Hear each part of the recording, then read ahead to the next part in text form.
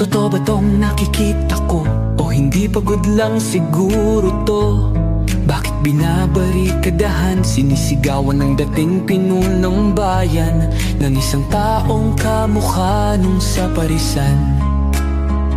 Syudad nila na minsang aktibo sa karahasan, ngayong malinis at progresibo kaysa sa ilan.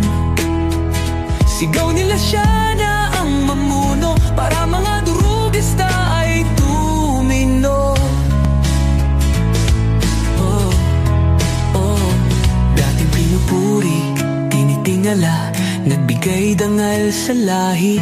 Pag may lumalapit, abot tenga ang ngiti. Mahal ko ang Pilipinas, di ako papapi.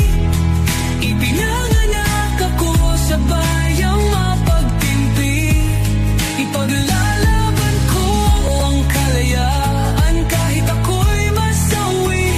Sisikat din ang araw, muli tayo magsasamang nakangiti. Inangat ang uniformeng kupas na may bahid ng dahas.